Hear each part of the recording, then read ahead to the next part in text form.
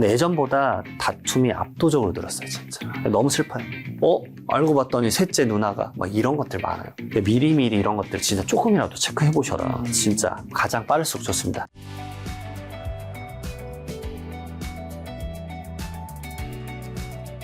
자, 이번 주제는 줄줄 새는 부모님 통장, 범인의 96%는 땡땡이다인데, 요즘도 계속 이제 상속세 무료 상담을 하고 계실 텐데, 조금 달라진 바가 있다면 뭐가 있을까요? 우선은 상속이 일어나신 분들은 계속 무료 상담 제가 해드리고 있으니까 누구보다 상속에 대한 미팅을 많이 하는 것 같아요. 그쵸. 그러니까 그 상속인들의 고민을 더 많이 듣는 것 같은데 압도적으로 늘어난 건 우선은 상속인 간 다툼이에요. 상속인과 다툼. 아주 많이 늘어났습니다. 사실 이러게 오세요. 사실 엄마가 아들만 감싸고 돌고 네. 있다. 근데 우리가 딸 둘이 거의 10년간 매일 병원비랑 생활비랑 다 도와줬는데 그거 다 아들 준다고 한다. 너무 열받겠네. 진짜 그런 상황이 아주 많아요. 그리고 이제 다른 케이스인데 장남부는 부모님 모시지도 않았는데 야 그거 돌아가시 어차피 내 거니까 관리 잘하고 있어. 진짜 이런 말 하시더라고요. 내가 와 너무 충격인데요? 나 이랬어요. 상속 소송건이 그래서 최근에 3,000건이 돌파했습니다. 근데 이게 기존에 한 10년 전만 하더라도 1,000건도 안 됐어요. 그러니까 압도적으로 많이 늘었는데 그런 많은 분들이 이렇게 생각을 해요. 고가니까 싸우는 거 아니냐. 그렇죠. 전혀 아닙니다. 2천만 원 갖고 싸우는 게 51%예요. 그래서 내가 2천만 원 가지고 소송을 건다? 야, 생각 많아지더라고. 그리고 1억 원 가지고 싸우는 게 83%예요. 그러니까 대부분 1억 원 미만으로 싸우는 거예요. 네. 왜냐면 상속에 대해서 막상 보면 이게 왜 그러냐면요. 감정이에요, 감정. 과거에는 다 그때 누구 줬는데 이제는 지금도 그 아들만 주려고 하냐. 막 이런 게 많고 그다음에 본인이 주거랑 노후 기반까지 부모에게 기대는 구조가 좀 있어요. 왜냐면 지금 상속인분들 나이가 적지 않은 나이에요. 환갑 있는 경우가 많아요. 5, 60대가 많거든요. 그분들은 이제 사실상 요즘 아시다시피 희망퇴직, 공고사직 엄청나잖아요. 그러니까 본인의 소득은 끊겼어. 근데 이제 내가 지금 밑으로는 자녀, 캥거루인 자녀 20, 30대 부양해야 돼. 위에 부모님까지 부양해야 돼. 근데 부양하는 그것에 대한 기반의 전제 조건은 상속이 일어나면 그래도 약간 보전받겠지. 요게 있는데 그걸 이제 형제들끼리 갑자기 막 싸우는 거예요. 왜냐하면 다른 형제도 마찬가지거든요. 이게 마지막으로 나에게 생존을 위한 자산 설계거든. 그러니까 어쩔 수 없이 싸우니까 이 관련돼 가지고 유류분 제도나 이런 것도 국회에서 전면적으로 개정하겠다 이런 내용이 엄청 많아요. 그래서 제가 지금 이게 연초에 이 컨텐츠가 올라올 건데 제발 이 컨텐츠 보시면 가족끼리 설날 이렇게 모이게 될 거예요. 네. 제발 형제들끼리 미리 좀 모여서 제발 같이 협의를 해서 얘기를 많이 나누고 명절 때 부모님에게 얘기를 하십시오. 이게 한 형제가 먼저 말하면 그 형제가 문매를 맞아요. 너 벌써 내 재산 노리는 거냐? 널 내가 어떻게 키웠는데 근데 너 말 잘했다. 나 사실 너 빼고 다 주려고 했다. 이래버리니까 같이 형제들이 말해야 돼요. 그 형제들도 욕심을 좀 덜어내고 내가 다 받겠다가 아니라 이렇게 좀 분산해서 근데 예전보다 다툼이 압도적으로 늘었어요, 진짜. 너무 슬퍼요. 상속세 그리고 개편될 줄 알았는데 안 돼서 세금 가지고도 다툼이 많이 일어난다면서요? 네, 맞습니다. 상속 재산 가지고만 다툰다고 생각하시는데 2차전이 상속세예요. 상속세? 네, 왜냐면은 상속 재산 갖고 막 다퉈요. 근데 세금은 공동의 목적이에요. 그러니까 이게 연대납세 의무가 있기 때문에 내가 가져간 만큼 세금을 내야 될 의무도 생겨요. 근데 그걸 모르고 막 다투기만 하다가 상속세 신고 못 넣고 막 상속세 나오고 가산세 붙으면 야 너가 내 이러고 또 싸워요. 제가 그걸 너무 많이 보기 때문에 근데 상속세는 계속 높아지는데 이게 안타까운 게 이제 최근에 이게 개편될 줄 알았어요. 그러니까 이재명 대통령이 취임 100일 기자회견 때도 이게 배우자 공제랑 일괄 공제 5억 원에서 10억밖에 공제 못 받는데 이게 집값이 10억 넘어가니까 왜냐면 뭐 최근에도 이제 부동산 뉴스에서 서울 주택가격 평균 15억이라고 하니까 그러니까 이제 이거 집을 팔고 떠나야 되는 게 상속세 때문에 너무 잔인하다. 그래서 그때 상속세 공제, 일괄 공제 5억 원을 뭐 8억 원, 배우자 상속 공제도 최소 5억 원을 뭐 10억 원으로 그래서 올려주기로 했었어요. 그래서 이때 급물살 탔습니다. 그래서 민주당이 의원 입법으로 막 올렸었어요. 그래서 되나 보다. 그때 어감이 좀 이상하다 그래갖고 18억을 이제 17억으로 좀 바꿨는데 그러게 올렸는데 저는 당연히 통과될 줄 알았어요. 진짜. 그래서 지금 와병 중이신 분들에게 말했어요. 26년도 되면 이거 1월 1일부터 개편되면 이제 상속세 고민이 확 줄어들 거다. 그렇게 말씀드렸는데 이게 개편이 안 돼버린 거예요. 저도 좀 당황스러웠어요. 왜냐면 이게 좀 될 줄 알았는데 근데 결론적으로는 이제 고민을 많이 해보겠다는데 뭐 이제 기사에서는 이제 세수 감소 우려, 네. 그다음에 부자 감세라는 비판. 비판. 예. 근데 이게 97년도부터 28년간 안 바뀌었어요. 물가 상승률이 많이 올랐는데 이게 좀 저는 이건 아닌 것 같다는 생각이 한 번에 이 정도 올리는 게 아니라 조금이라도 올렸으면 현실적으로. 조금만 올리면 되는데 사실 이 정도 올리면 세수가 줄어드는 게 한 6천억 정도 줄어들어요, 매년. 그래 통계가 나오더라고요. 근데 지금 매년 35만 명 정도가 돌아가시는데 그 중에서 한 7%인 2만 명 정도가 상속세를 내세요. 신고량 납부를 하는데 이 정도 공제가 올라가면 한 60% 이제 상속세를 안 내도 돼요. 그러니까 상속세 신고를 안 해도 되니까 부담이 확 낮아지죠, 사실은.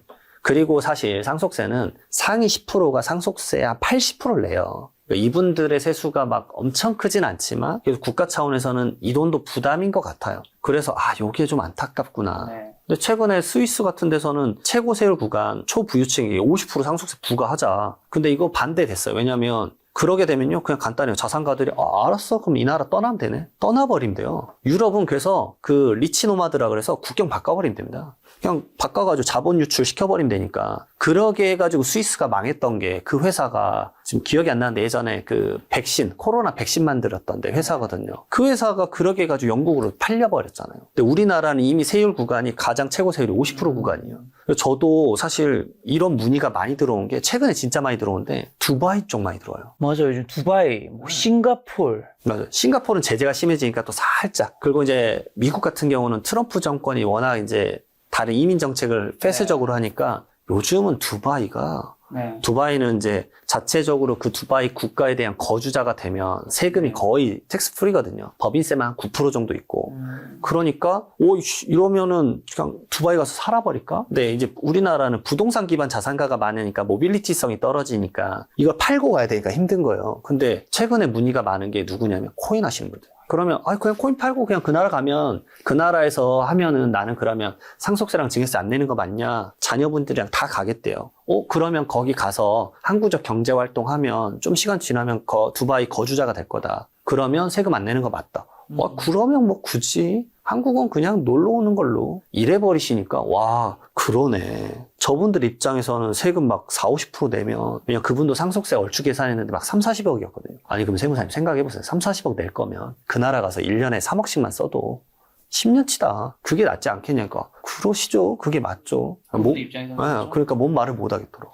이게 참 부자 감세라는 비판이 상속세 내야 하는 사람이 어쨌든 안 내는 사람보다는 압도적으로 적으니까. 맞아요. 일부 자산가들한테는 그게 큰데 근데 기업 하시는 분들도 문의가 많은 게 그냥 사모펀드 팔고 끝내겠다. 자녀 어차피 이거 물려받지도 않을 거고 굳이 뭐 그냥 기업 하시는 분들도 나이가 다 60대 이상이에요. 그렇죠. 그래서 요즘 부자분들이 좀 해외로 이탈하는 현상이 점차 많이 늘어나고 있다고. 자, 상속세 개편 무산 이후 예비 상속인들 그 마음이 굉장히 착잡하겠네요. 두 가지인데 첫 번째로는 원래 2024년도에도 개편하기로 했는데 안 됐었고 25년에도 안 돼버리니까 착잡한 건 좀 당연한 거고 약간 이제 배신감도 좀 느껴 하세요.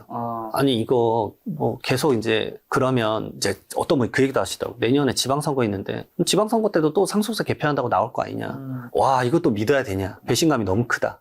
이건 아닌 것 같다. 그러게 많이 생각을 하는 것 같아요. 왜냐하면 상속세라는 게 이제 두 번째 슬픔인데 그 슬픔까지 완화해주는 희망 자체가 없어져 버렸으니까. 저한테도 물어보세요. 그럼 상속세 개편 또 될 것 같냐? 하길래 아니 이것도 개편이 안 되면 정말 쉽지 않을 것 같다. 뭐 내년도 논의는 할 것 같은데 모르겠다. 이게 진짜 돼봐야지 이제 확정이라고 말할 것 같다. 이제는 나도 설레발 치지 않겠다. 그 두 번째로는 상속세 개편 기대하셨던 분들이 그러면 상속으로 내 주택 물려받으면 상속세 안 내니까 미리 증여할 필요 없겠네 라고 해서 진짜 급격하게 이제 증여세 상담이 없어졌다가 상속세 개편 안 되니까 다시 늘어났어요. 다시 늘어나겠네. 부랴부랴 다시 다 가격은 올라갔는데 어떡하지? 근데 요즘 이제 부동산을 다 주는 증여 자체 너무 힘들잖아요. 거기다가 막 토지 거래 허가 구역까지 묶이니까 뭐 임대차 껴있는 거 못 주니까. 그러니까 요즘은 이제 주식이나 아니면 코인이나 이런 거 증여해서 자산을 자녀가 증식할 수 있게끔 좀 도와주고 싶다. 요런 문의가 엄청 많이 늘어났어요. 자, 또 요즘에 치매머니 범죄에서도 조심하라고 하던데 이 가해자의 96%가 가장 가까운 사람이라고요? 네, 맞습니다. 저는 이것 때문에 상속 다툼이 많이 일어나는 것도 많이 경험했어요. 그러니까 돌아가시고 나서 이제 계좌 딱 오픈했더니 뭐야? 그러니까 아버지의 형제가 막 연금 가져가고 그 다음에 뭐야 이 사람은? 이 사람한테 왜 갑자기 엄마가 네. 6억을 주셨지 하니까 막 그동안에 살갑게 했던 막 그 예를 들어서 간병인한테 6억 대출해주고 그런 게 엄청 많았어요. 네. 그래서 많은 분들이 뭐 치매머니라고 표현을 하는데 네. 이거 뭐 얼마나 되겠냐는데 우리나라가 이거 했었어야 됐어요 이미. 그러니까 정부 차원에서 건보랑 해가지고 이 계산을 매겨봤는데 네. 이게 지금 170조가 나왔습니다. 이게 GDP 6%예요 6%. 근데 시간 지나면 뭐 거의 15%까지 올라갈 거라고 하더라고요. 막 네. 400조까지 올라갈 거라고 하는데 왜냐면 세계적으로 우리나라가 고령화가 유례없이 제일 빠르잖아요. 그렇죠. 그러니까 국내 치매 인구도 벌써 100만 명이 넘는데. 치매 1순위 요인 중 하나가 나이니까요. 네, 맞습니다. 고령화되고 있으니까. 그리고 많은 분들이 치매 걸리면요, 이거 엄청 부인을 하세요. 난 치매 아니다라고. 근데 이제 제가 많이 말씀드린 게 저는 이제 상속세를 하다 보니까 연구를 네. 좀 했었는데 치매 진단이 45세부터래요. 왜냐면 요즘 머리를 또 많이 쓰니까 치매 생각보다 빨리 걸리신다고 그러더라고요. 두 번째로 이제 그러면 치매에 걸린 네. 노인한테 속여가지고 얼마씩 가져가는 거 이거 케이스가 뭐가 흔하냐. 네. 첫 번째로 여러분들이 부모님이 치매 걸린지 경증 치매인지 모르는 경우가 허다해요. 그러니까 치매가 이렇게 경도가 1부터 10까지 있으면 대부분 좀 알아차리고 빨리 알아차리면 3, 4때 알더라고요. 그러니까 초반에 빨리 알면 좋아요. 네. 근데 주변에 매일 접하는 사람은 1, 2때도 알아요. 갑자기 버럭버럭 화를 낸다거나 방금 말한 걸 기억을 못 한다거나 이런 것들이 좀 일상에 있어야지 느낄 수 있는데 왜냐면 이런 것들을 이제 본인은 못 느꼈는데 뭐 다른 형제나 다른 자식들이 느꼈을 때 뭐 치매 엄마의 연금까지 뜯어간 케이스 엄청 많아요. 요양원에도 엄청 많습니다. 요양시설 뭐 종사자나 지인 이거 제가 그냥 말하는 게 아니라 이걸 기획기사로 동아일보에서 썼는데 거기 통계가 이렇게 나와 있더라고요. 진짜 많은 사람들이 인터뷰를 했는데 96%가 가족, 요양시설 종사자, 지인이래요. 그러니까 파악도 쉽지 않고 실제 처벌이 제가 놀랐는데 0.1%래요. 이걸 아는데도 처벌을 못 한대요. 아니 이분이 나 주기로 했다. 준다고 했다. 잘하니까 딸 같아서 줬다. 죄가 안 돼버리는 거예요. 근데 친구란 말에 고향 땅 팔아, 그다음 상가 담보로 돈 네. 빌려줘. 2년 전부터 남동생은 막 내 거 생계급여 가져갔는데 1년 넘게 면회도 안 와. 손자 행세해가지고 막 네. 이거 휠체어 끌고 가가지고 인감증명서 떼갖고 부동산 증여받아. 막 다양한 범죄가 많습니다. 근데 일본 같은 경우는 고령화가 미리 됐으니까 신탁제도를 엄청 잘 활용을 했어요. 네. 그래서 일본 같은 경우는 약간 이제 이 재산과 돌봄을 별개로 인식을 해요. 근데 우리나라는 아직까지 부모님 재산에 대한 터부시가 돼 있으니까 그래서 이 부분도 만약에 명절 전에 형제들끼리 만나시면 야 이제 뭐 예를 들어서 성년 후견인 제도라는 게 있다 뭐 이런 것들 좀 알아보자 하다못해 트러스트인 신탁제도에 맡기고 그 자금으로 어머님 이렇게 모시고 네. 그런 게 낫지 막 그냥 재산은 놔둔 상태로 저 돌아가시면 어차피 내가 정산 받겠지 누가 노리고 있는지 어떻게 알아요. 그래서 제가 사전 상속 상담을 많이 하는데 디테일하게 하면 제가 그것도 해드려요. 10년치 계좌 한번 봐드리는데 아니 뭐 별거 있겠어요 세무사님 하는데 최근에 막 현금이 500만 원 600만 원씩 빠져나간 거 막 엄청 많을 때가 있어요. 그거 막 모르는 사람한테 이체가 돼요. 그런 것들을 잡아드리는 것도 하는 거예요. 그래서 이거 누군지 아세요? 그러니까 이거 왜 옆집 아저씨가 충격 먹고 알고 봤더니 셋째 누나가 막 이런 것들 많아요. 미리미리 이런 것들 진짜 조금이라도 체크해 보셔라. 진짜 한 번은 체크해 보시는 게 좋다. 자, 그럼 가족 간 재산 논의 시 좀 주의할 점은요? 아까 계속 말씀드렸지만 욕심부리면 무조건 싸웁니다. 네. 그러면 어차피 소송 가세요. 그러면 저는 이건 좋지 않은 것 같아요. 이걸 보고 있는 이제 나이 드신 부모님도 보셨으면 좋겠는데 형제들이 아예 남처럼 지내는 걸 바라진 않으실까요? 말 그대로 자녀들끼리 좀 잘 지내길 원하시면 나 죽으면 알아서 해라. 이거는 이제 그만입니다. 진짜 이제 그만이세요. 왜냐하면 돌아가시면 정말 서운했던 게 막 튀어나옵니다. 아니 그렇게 착하던 내 딸이 왜 갑자기 변했지? 참았던 겁니다. 참았던 거예요. 당연히 딸은 나 보태줘야 되는 사람이고 그러게 나의 만약에 뭐 다 제2의 자아고 뭐 마치 스페어 타이어 마냥 쓰시는 분들도 있어요. 하지 마십시오. 진짜 그런 것들 생각을 해보십시오. 그리고 아직까지 막 남자 형제 줘야 된다, 남자 자녀 줘야 된다 엄청 많은데 하지 마십시오. 진짜 생각해 보셔야 됩니다. 왜냐하면 그렇게 아버지가 돌아가시잖아요. 어머니를 딸들이 안 모셔요. 그런 마인드세요 어머니. 그러면 우리 여기까지 합시다. 엄마 아들 다 주고 우리 의절합시다. 그러면 남자 형제가 모시면 또 땡큐인데 또 이게 안 모시면 또 요양원에 막 예를 들어서 속된 말로 막 진짜 이런 표현도 하시는데 막 처박아 놓고 짠하잖아요. 그다음에 두 번째로는 상속 재산 중에서 상속 주택이 대부분이에요. 그러니까 이거 가져가는 거 어떻게 가져갈 거냐. 왜냐면 소수 지분이라도 가져가면 내가 청약을 못 한다거나 막 부적격자 이슈 생기고 엄청 많아요. 거기다 배우자 상속 공제 어떻게 할 건지 그다음에 상속 받고 나서는 지금 세금 내야 되는데 아니 취득세만 막 몇 억이고 상속세는 막 몇십억이다 그러면 정신이 바짝 들 거예요. 그러니까 유동성이 필요해요. 유동성이 없다라고 하면은 준비가 안 돼 있는 거니까 네. 미리미리 유동성 확보할 수 있는 거. 많은 분들이 이렇게 생각하세요. 아, 부동산 팔면 되지. 누가 사요? 요즘 주택에 대해서 대출이 안 나오기 때문에 안 산다고요. 웬만한 주택은 안 사는데 이거 뭐 10억에 팔면 되지? 안 팔려요. 1억 낮춰도 안 팔리는 경우가 허다하기 때문에 제발 미리미리 생각을 해라. 그리고 자산 가치는 계속 올라갑니다. 미리미리 증여하십시오. 그래서 요즘은 손주도 성년이니까 성년인 손주한테 증여하는 경우도 참 많아요.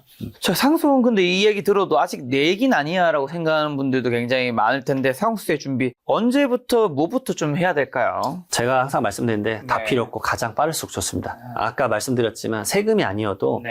이 계좌 내역에 뭐가 있을지 몰라요. 그렇죠. 그런 것들을 파악하는 시간이라도 좀 가져봐라. 돌아가시기 전에, 직전에, 뭐, 예를 들어서, 부모님이 내년 뭐 상반기나 아니면 뭐 한 3개월 남으셨대요. 뭐 이런 얘기 하면, 그러면 세금 못 줄이는 거 아니에요? 이게 아닙니다. 왜냐하면 그 시점에서도 잘못된 금융습관 바꿔서 제 속된 말로 제 수입료보다 더 절세해드린 경우도 많아요. 근데 막, 지금 다 끝났어 라고 생각하시는 경우가 많은데 정말 상속이 일어나면 끝나는 거예요. 그러니까 그전에는 해야 될 방향성들이 조금이라도 있다. 그런 것들을 좀 알아봐라. 그러니까 이런 것들 미리미리 판단을 하고 좀 잘 짰으면 좋겠다. 그리고 하다못해 상속을 받고 난 이후에 받을 때도 어떻게 받을지랑 그다음에 형제들끼리 어떻게 나눠 가질지 이런 것들에 대한 가이드라도 좀 짜라. 그러니까 명절 전에 사전 상속 상담이 계속 많아요. 왜냐하면 미리 상담 받아보고 그걸 토대로 형제들끼리 얘기도 나누고 부모님에게도 어떻게 얘기 나눌지를 조언을 얻고 싶다. 이거 진짜 많아요. 그리고 마지막으로 상속세가 나올 만한 재산이 아니니까 나는 관심 없어. 이거 아닙니다. 왜냐하면 뭐 전답 이런 것들 받으신 분들 많아요. 그러면 막 기준시가로 받으면 싸다. 근데 이게 아니라 미래에 결국 내가 받고 나서 이 부동산을 팔 때 피눈물을 흘립니다. 최근에 이 부동산을 파신 분인데 그분이 이번에 뭐 예를 들어서 10억에 팔았어요. 근데 예전에 상속받았을 때 상속세 안 나온다 그래서 신고를 안 했는데 그 부동산 가액을 3억으로 국가에서 이제 결정을 내려놓은 거예요. 근데 그 당시에 감정평가를 했으면 얘를 8억으로 올릴 수 있었더라고요. 그러면 이 차이가 양도세에 1억 9천만 원 차이더라고요. 그러니까 아니 그 당시 시점에 무지하셔서 지금 세금을 1억 9천을 더 내는 꼴이 되신 거다.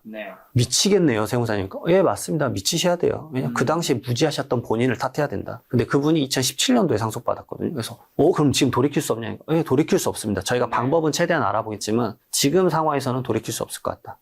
와, 미치겠네. 아깝죠. 그래서 방향성을 계속 찾아봤지만 이게 방법이 있긴 있어요. 근데 그건 안 되는 분이셨어요. 그래서 와, 좀 아깝다. 그 당시에 조금만 알아서 감정평가도 하고 올려놨으면 미래의 세금 지금 1억 8천 양도세 줄이는 건데 아쉽습니다라고 말할 수밖에 없죠. 그때도 또 돌아갈 수도 없고. 돌아갈 수 없죠. 예. 자, 근데 아까 전에 이제 해주신 말씀이 좀 추가 좀 몇 가지만 들어보면 1997년 이후 28년간 유지된 상속세 공제한도 기준에 개편되지 못하면서 서울 아파트 한 채 보유자도 이제 가세 대상이 되는 현실이잖아요. 어떻게 생각하세요? 그러면 그거에 대해서? 저는 무조건 공제 올라가야 된다는 생각입니다. 지금 한제 공제는 얼마인 거죠, 정확하게? 일괄 공제라고 해서 거의 대부분의 분들이 적용받는 게 5억 원. 5억 원. 이걸 이제 개편안이 7억으로 올리려고 그랬어요. 많이 올리는 것도 아니고 2억 원 올리는 거고. 여기서 일괄 공제라는 건 어떤 의미죠, 정확히? 거주자인 상속이 일어나면 그냥 모든 사람이 받아요. 그냥 상속 재산에서 상속 채무를 빼고 그 다음에 5억 원의 공제를 해주는 거예요. 그렇기 때문에 웬만한 분들은 다 적용받아요. 그 다음에 두 번째로 배우자가 있다. 그렇죠. 내가 돌아가셨을 때 배우자가 있었다 그러면 배우자가 최소 5억 원을 빼주는데 이것도 10억 원을 올려주자. 그럼 그전에는 배우자가 있고 하면 10억까지가 공제되는 건가요? 일괄 공제 5억 원, 일단 배우자 최소 5억 원이니까 10억은 이제 상속세 안 낸다. 근데 주택 가격이 이제 10억 이하가 막 서울은 없으니까 통계적으로 나왔는데 서울에서 돌아가시면 70%가 상속세 대상자예요. 주택 가지신 분들은. 왜냐? 그냥 다 10억 넘으시니까. 그렇죠. 15억, 평균이 중위값이 12억이니까. 맞습니다. 그렇기 때문에 웬만한 분들은 세금을 내는 구조라서 사실 세율에 대한 그 과표도 좀 바뀌어야 된다 생각을 하지만 상속세 공제 액수라도 이제 좀 많이 시간이 지났으니까 왜냐하면 이거 개편 올리실 때 그 국회의원분들이 올릴 때 그 당시에 비해서 주택 가격이 많이 올랐다 2.2배 올랐다 해서 그 정도는 이제 반영해야 되지 않냐라고 했거든요. 그럼 진짜 그걸 좀 반영해 줬으면 좋겠다. 그리고 또 부모님이 요양원에 입소한 후 몇 달 만에 뭐 재산 80%가 증발되는 사례도 아까 말씀해 주셨는데 만약에 요양원 같은데 보내드린 경우 자녀들이 좀 주의 깊게 살펴봐야 될 점은 뭘까요, 그러면? 첫 번째로 계좌 관리 제발 본인들이 하셨으면 좋겠어요. 부모님의 계좌나 통장 그런 걸 절대 요양원에 두지 마십시오. 정말 흔합니다. 그럼 부모님은 이제 약간 노발대발할 수도 있어요. 왜냐면 내가 내 돈도 제대로 못 쓰냐. 맞아요. 근데 그거 조금 관리하셨으면 좋겠고 하다못해 어플 알람이라도 걸어놨으면 좋겠어요. 알림이라도 딱 뜨잖아요. 뭐 출금을 했습니다. 이런 거 자녀분 어플에 깔 수 있어요. 그런 것 하나 세팅이라도 했으면 좋겠다. 왜냐면 이 적신호를 발견해야 되잖아요. 그렇죠. 그러니까 이런 것들 좀 컨트롤 잘 했으면 좋겠다. 그걸 하려면 좀 슬프지만 또 자주 찾아뵈기도 하고 네. 좀 그랬으면 좋겠습니다. 자, 상속세 관련해서는 저도 사실은 저희 아버지가 올해 뭐 이제 시청자분들한테 얘기를 했지만 9월 말쯤에 돌아가셔가지고 이제 저도 저희 어머니 예전에 돌아가셨기 때문에 이 부분에 이제 세금이 있든 없든 상속세가 많든 적든 어쨌든 해야 되잖아요, 처리를. 그래서 제가 세무사님한테도 상담도 받고 컨설팅도 좀 받아봤었는데 여기서 드는 궁금한 거 몇 가지 좀 들어보면 이게 상속세가 참 쉽지 않은 게 이게 오늘 세무사님 말씀이 전 굉장히 합리적이라고 생각해요. 근데 현실은 인간의 감정이 들어가고 그다음에 의사결정을 이게 나 혼자 할 수 있는 게 아니다 보니까 예를 들면 저는 여기서 궁금한 게 한 3가지 정도 있는데 한 가지는 이제 최근 3년 동안 저희 아버지의 거의 모든 생활비를 제가 케어를 했거든요. 그래서 모든 이제 병원비부터 시작해서 이제 용돈 뭐 당연히 자식으로서 아버님을 이제 케어해야 되지만 그 금액이 일반적으로 만약에 제가 일단은 뭐 일반적인 직장인보다는 연봉이 그래도 좀 꽤 높기 때문에 케어가 가능한 수준이었지 그게 아니었으면 저도 이제 희청할 수 있는 정도였는데 그때 제가 아버지한테 말씀드렸던 게 뭐였냐면 아버지도 이제 그래도 빚이 없고 자산이 약간이라도 있으셨단 말이에요. 그래서 아버님한테 아버지 우리가 자산이 많지는 않지만 나중에 뭐 상속세든 뭐든 혹시나 내야 될 수도 있으니까 저 아버지 저한테 별로 안 물려주셔도 된다. 아버지가 어쨌든 지금까지 힘들게 버신 돈 택시기사라는 거 몇 년, 한 20, 30년 동안 하셨고 그 다음에 어머니가 그래도 약간 투자해서 모은 돈 아버지가 충분히 좀 쓰다 가셨으면 좋겠다 하는데 아버지가 못 쓰는 거예요. 못 써. 절대 못 써. 아버지가 못 쓰다 보니까 결국 제가 써야지 아버지가 그래도 좀 어느 정도 여유로운 삶을 살다 보니까 결국에 저는 이중으로 약간 피해를 볼 수 있는 상황이 발생하는 경우가 있더라고요. 맞아요. 근데 아버지한테 이걸 아무리 제가 설명을 드려도 이게 참 쉽지가 않더라고요. 아버지 입장에서 제가 봤을 때는 그 얼마 되지 않든 누구한테 클 수도 있고 작을 수도 있지만 그거를 자식한테 온전히 물려주고 싶은 마음인 것 같기도 하고 있어요. 네, 아니면 평생 돈을 거의 잘 안 쓰시다 보니까 뭐 병원비도 어떻게 보면 뭐 1인실도 있고 2인실도 있고 6인실도 있는데 또 좋은 병실에는 본인 돈은 절대 못 가시는 거죠. 그런 것들에 대해서 좀 어떻게 접근을 해야 될까? 어떻게 생각하시는지랑 이게 현실적인 벽인 것 같아요. 맞아요. 그러니까 우리나라는 효를 하면 인정을 안 해주니까 상속세에서는 말 그대로 생활비랑 병원비 대준 거는 인정을 안 해줘 버리니까 그러니까요. 그게 좀 슬퍼요. 개인적으로 그러면 이제 살아생전부터 부양을 받았지 않았냐 하는데 그건 어렸을 때 키워주는 건 당연한 거고 근데 이제 자식이 이렇게 부양을 해주는 것에 대해서 어느 정도 인정을 해줬으면 좋겠는데 제가 봤을 때 그걸 악용한 케이스가 너무 많아서 아마 그랬을 거야. 병원비가 막 월에 막 몇 천이다 막 이렇게 말하는 경우도 있었을 테니까. 근데 그게 좀 아쉬워서 오히려 저는 이렇게 말씀드릴 때도 있어요. 자녀한테 차라리 돈 빌려서 좀 크루즈 여행이나 다녀와라 차라리. 어차피 상속세로 채무가 인정되니까. 근데 진짜 근데 못 쓰시더라고요. 그냥 못 쓰시더라고요. 네, 그러니까 미치겠어요.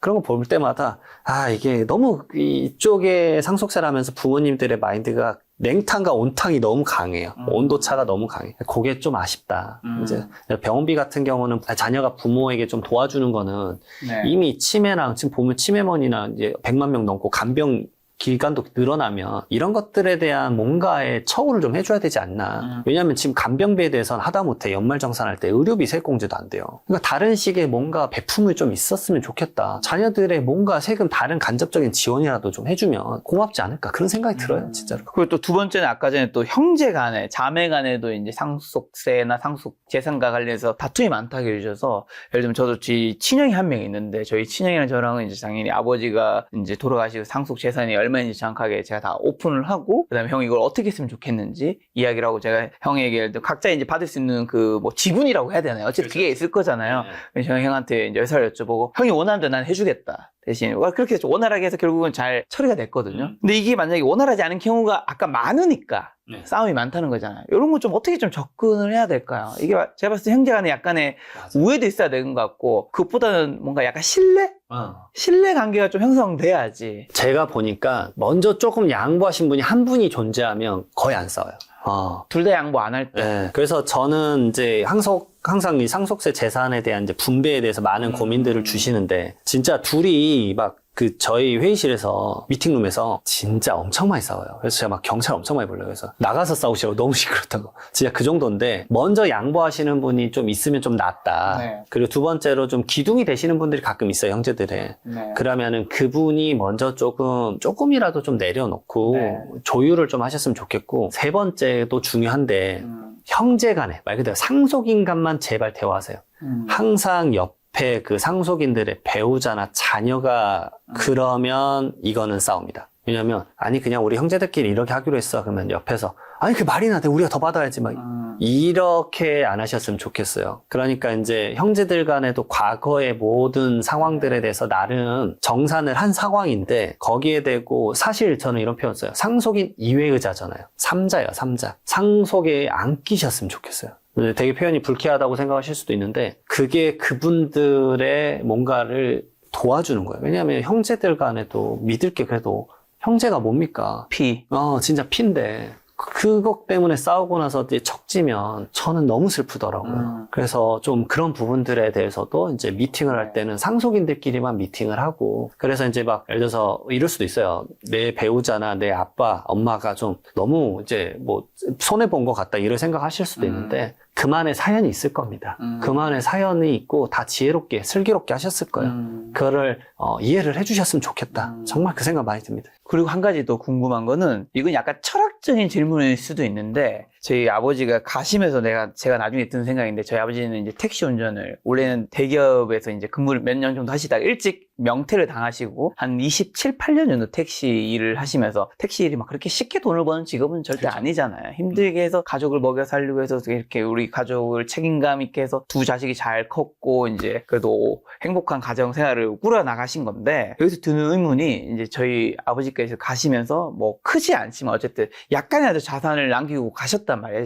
두 자식한테. 대부분의 부모라면, 저는 제 기준에서는 인생을 좀 열심히 사신 분이라면 마이너스는 그렇게 많지 않을 거란 말이에요. 자식한테 대출을 주지 않겠죠. 맞죠. 뭔가 이게 플러스가 얼마이냐의 차이인 거지. 뭐 몇 천이냐, 몇 백이냐, 몇 억이냐, 몇십이냐 차이지. 어쨌든 뭔가를 남기고 간단 말이죠. 그래서 저희 아버지도 그 힘든 직업을 가지고도 약간의 자산을 자식한테 물려주는 걸 보면서 당연히 감사하지만 든 생각이, 야, 이게 과연 우리가 인생을 살면서 어느 정도의 돈을 벌어야 하는가. 저는 또 재테크 콘텐츠를 다루다 보니까 이런 생각이 드는 거예요. 그러니까 이 아버지 택시기사를 어떻게 보면 택시기사가, 저는 직업에 기천이 없단 말 정말 싫어하는 게, 그 말 하는 사람들이 대부분 좀 좋은 직업을 가진 분들 그 말을 하기 때문에, 저는 저희 아버지 택시기사니까 직업에 기천이 없단 말을 한 번도 현실적으로 느껴본 적이 없거든요. 왜냐하면 세상 사람들의 시선이라든지 기타 여러 가지 측면에서 현실에서는 좀 있으니까. 근데 그 기천에서도 높지 않다고 볼 수 있는 저희 아버지가 그래도 약간의 자산을 남기고 가시는 거 보면서, 야, 우리 인간 사람은 과연 내가 평생 쓰고 갈 수 없는 돈을 위해서 어떻게 보면 이제 일하는 경우도 있잖아요. 그만큼 이제 많은 시간을 들여서 내 시간과 노력과 피, 땀을 흘려서 그 돈을 벌고 내가 다 못 쓰고, 어떻게 보면 또 자기 자식을 사랑하기 때문에 물려주기 위해서 한 것도 있겠지만, 어떻게 보면 그 일한 시간만큼 내 삶의 다른 여가라든가 내 삶에 돈이 안 되는 영역들 있잖아요. 중요한 그런 것들을 못 즐긴 부분도 당연히 있단 말이죠. 지금 세대, 특히 저희 아버지는 작은 거지만 예를 들면 100억대, 수천억대인 분들은 사실 그 돈을 못 쓰고 간단 말이죠. 못 쓰고 가죠. 과연 어느 정도의 돈을 벌어야 하는가. 저는 어느 정도 이상의 돈은 반드시 벌어야 한다고 생각하는데, 그 이상을 넘어가는 거는 과연 무엇을 위해서? 라는 생각이 들어서 한번 여쭤보고 싶어서요. 그냥 약간 통계적으로 먼저 말씀을 드려보면 35만 명이 매년 돌아가세요. 그중에서 상속세 신고나 결정한 사람은 2만 명 내외예요. 그러니까 6, 7%거든요. 그러면 6, 7%만이 5억 원이나 10억 원이 넘어간다는 얘기예요. 그러니까 93% 정도는 지금 5억 원의 자산을 못 물려준다는 얘기예요, 사실은. 그렇기 때문에 생각보다, 예를 들어서 이게 다양한 시청자가 보시지만 내가 생각보다 그래 모아놓은 게 없어 라고 생각하시는 거는 제가 봤을 때는 그 자책으로 가신다거나 그런 건 아닌 것 같아요. 그쵸. 근데 요즘 그 자녀분들 입장은 욕심이 너무 강한 것 같기도 해요. 근데 저는 욕심이라고 표현하는 게 좀 이제 제가 봤을 때는 불쾌한 표현일 수도 있는데, 욕심은 자기 능력을 벗어난 생각을 했었을 때인 것 같아요. 자기가 능력이 캐파가 가능하면 그건 욕심이 아닙니다. 그건 능력이죠. 근데 이제 욕심이 다양한 매체나 이런 걸 보면서 그래도 나도 뭐 60만 원짜리 뭐 케이크 한번 먹어봐야지 막 이런 것이 욕심이지 않나라는 생각을 들거든요. 그러니까 말 그대로 많은 분들은 평생에 진짜 10억 내외인 것 같아요. 지금 그렇죠. 시점으로 봤었을 때는. 근데 그 정도의 어떤 경제적 활동을 할 수 있다라는 거는 엄청난 능력인 것 같아요. 진짜. 상위 10%가 상위 10% 이상이에요. 10%가 순자산 10억 정도. 그렇죠. 지금 제 나이 때는 뭐 30대나 뭐 40대 분들은 순자산 사실 3, 4억이잖아요. 그렇죠. 정상이죠, 그게. 그게 뭐 엄청난 거니까. 그러니까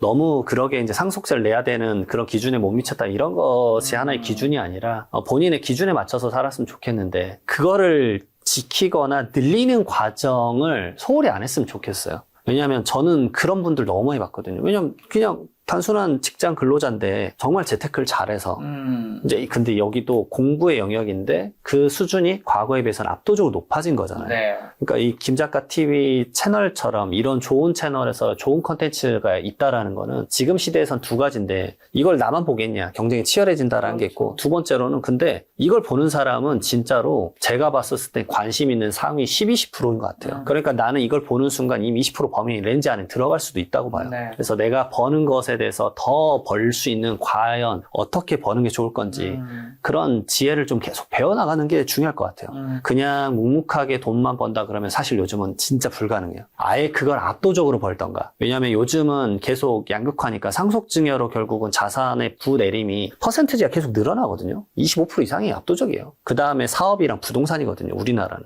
그러면 내가 사업을 잘하는 방식에 대해서 배우거나 네. 상속증여가 안 된다 그러면 왜냐하면 저도 제 가정사지만 저는 만약에 부모님이 상속이 일어나도 전 상속세 안 내요. 저는 뭐 이런 말하면 그렇지만 대학교 등록금을 제가 벌어서 냈었어요. 예. 제가 생활비까지 벌어서 냈었어요. 제가 그래서 졸업했었을 때 그 마이너스가 몇 천이었어요. 예, 등록금이랑 이런 생활비랑 이것 때문에. 근데 저도 지금은 이제 열심히 제 능력을 함양하려고 노력하는 것 같아요. 근데 계속 나는 어차피 안 돼. 말아먹었어. 이런 생각을 하면 안 되는 것 같아요. 그러면 또 어떤 분들은 그래요. 넌 처음부터 뭐 공부 잘했거나 이랬어나. 이게 아니에요. 저 제대하고 공부를 했었어요. 저는 완전 지방에 있는 학교에 다니다가 자퇴하고 다시 공부한 케이스거든요. 그러니까 생각을 그렇게 생각하지 마시고 능력을 펼치시고 지출을 줄이는 것보다 저는 소득을 늘리는 방향을 계속 생각했으면 좋겠다. 그렇죠. 저는 그게 맞다고 보고 있습니다. 그러니까 더 많은 방향들이 있는데 그걸 김작가 네. TV와 함께 하시면 좋을 것 같아요.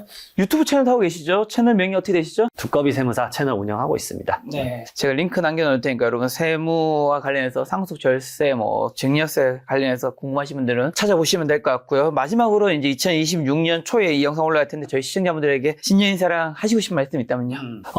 올해는 확실히 자산군이 모두 다 더 이렇게 펌핑이 될 것 같아요. 네. 제가 봤을 때는 많은 이제 자산이 유동성이 풀릴 거기 때문에 제 개인적 생각엔 그렇기 때문에 더 많은 공부를 하시고 다양한 포트폴리오를 짜셨으면 좋겠어요. 근데 그런 것들에 대해서 가장 많은 정보를 얻을 수 있는 게 또 이 김작가 TV입니다. 저도 이제 즐겨보고 있고 많은 분들이 다양한 학식을 겸할 수 있기 때문에 2026년에도 이거 많이 봐주셨으면 좋겠습니다. 네, 내년에 신년에 또 세금과 관련해서 이슈 생기면서 세무사님 모시고 좋은 이야기 들어보도록 하겠습니다. 오늘 만난 손님은 이장윤 세무사님이었습니다. 지금까지 여러분 소중한 시간 함께해 주셔서 정말 감사합니다. 오늘도 김 작가였습니다. 고생 많으셨습니다. 네, 수고하셨습니다.